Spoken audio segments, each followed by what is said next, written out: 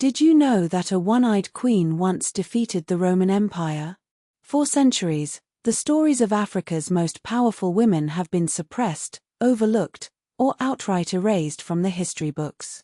But today, we are reclaiming their narratives. We're diving deep into the lives of queens, warriors, and leaders who shaped the continent and defied expectations.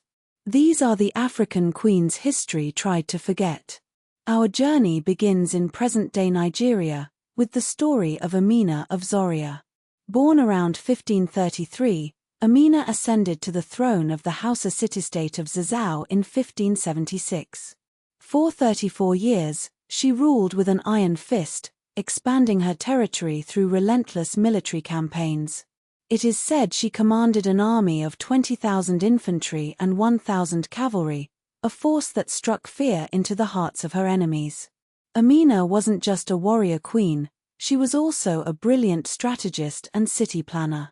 She is credited with building extensive defensive walls around Zaria and other conquered cities, some of which still stand today as a testament to her power. Legend has it that Queen Amina never married, instead taking male concubines from each conquered territory, ensuring her dominance and preventing any rivals from gaining power through marriage. Her legacy as a military genius and empire builder endures in the oral traditions and historical records of the Hausa people. Now, let's travel northeast to the ancient kingdom of Kush, in modern-day Sudan. Here, we meet Amenirinas, a Kandake, or queen, who ruled from around 40 to 10 BCE. Amenirinas was not just a queen, she was a fierce warrior who led her armies against the might of the Roman Empire. In 25 BCE, she launched a daring attack on Roman-controlled Egypt, pushing back against their expansion into Kushite territory. Leading her troops, estimated at 80,000 strong, she even sacked the Roman camp at Premes. During the siege of Thebes, Amenirinas was blinded in one eye, but this only fueled her determination. After years of conflict, she negotiated a peace treaty with Emperor Augustus in 21 BCE, securing Kush's independence and exemption from Roman taxes. This was a major victory, marking one of the few times the Roman Empire was forced to negotiate with an African power. Amenirinas' success ensured the continuation of the Kandake dynasty for 8 generations, cementing her place as one of Kush's most celebrated rulers. Our next queen hails from Angola, Nzinga of Ndongo and Matamba. Born around 1583, Nzinga rose to power in a time of intense conflict with the Portuguese, who were aggressively expanding their slave trade in the region. Nzinga was a skilled diplomat and military strategist.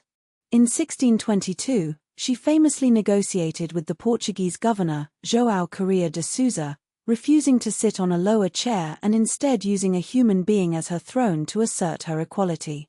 When diplomacy failed, Nzinga turned to armed resistance.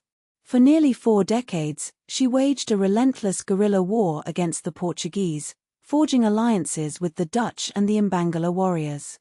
She even briefly captured Luanda, the main Portuguese settlement in Angola, in the 1640s. Nzinga was a master of adaptation, converting to Catholicism temporarily for diplomatic advantage but later banning it, and adopting the cannibalistic tactics of the Mbangala to strike fear into her enemies. Even in her 60s, she led her troops into battle, inspiring her followers with her courage and determination. The Vatican even formally recognized her queenship in 1657. Her resistance delayed the Portuguese slave trade by 30 years. From Angola, we travel to Ghana, where we encounter Asantewaa, the queen mother of Ijesu in the Ashanti Empire.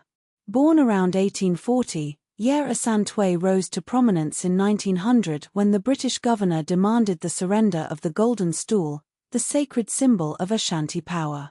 Incensed by this blatant disrespect, Asantewaa rallied her people to war. She famously declared, "If you, the men of Asante, will not go forward, then we will. We, the women, will fight the white men." Mobilizing over 10,000 warriors, Asantewaa led a fierce resistance against the British, putting up a valiant fight for 6 months. Despite her bravery, the Ashanti were eventually defeated, and Asantewaa was captured and exiled to the Seychelles, where she died in 1921. However, her legacy as a symbol of anti-colonial resistance continues to inspire generations of Ghanaians. Now, we go back in time to the Kingdom of Benin, in modern-day Nigeria, to meet Queen Mother Idia. Living in the late 15th and early 16th centuries, Idia was the mother of Oba Esigi, who ruled Benin from 1504 to 1550. Idia was not just a mother, she was a powerful political figure who played a crucial role in her son's reign.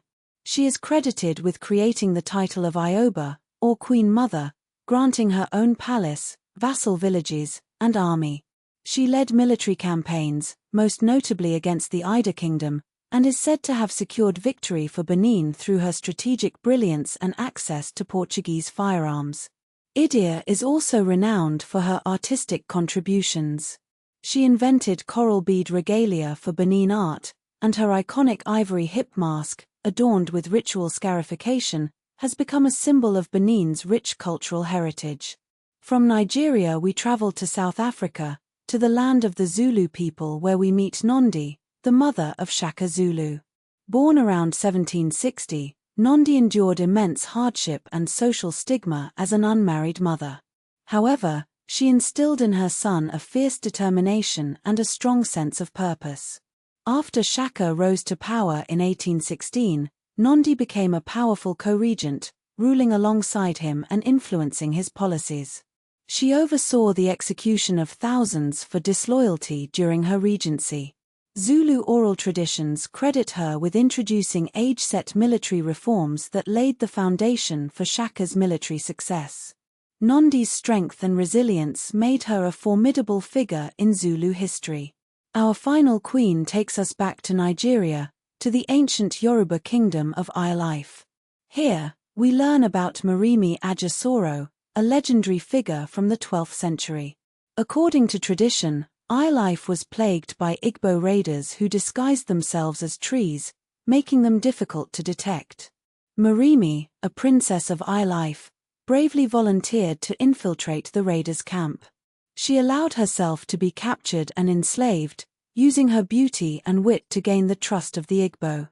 She learned their secrets, discovering that they were vulnerable to fire. Escaping from captivity, Moremi returned to Ile-Ife and revealed the raiders' weakness. The people of Ile-Ife used fire to defeat the Igbo, restoring peace to the kingdom. Moremi sacrificed herself to the river goddess Isimarin as thanks for victory. Post-mortem, she was deified and gave birth to a prince. The annual Edi festival commemorates her sacrifice and heroism. From military geniuses to cunning diplomats, from fierce warriors to strategic leaders, these African queens defied expectations and left an indelible mark on history. Their stories, though often suppressed, are a testament to the power and resilience of African women. Remembering these erased figures gives us a more accurate and complete view of African history and a more inspiring vision for the future.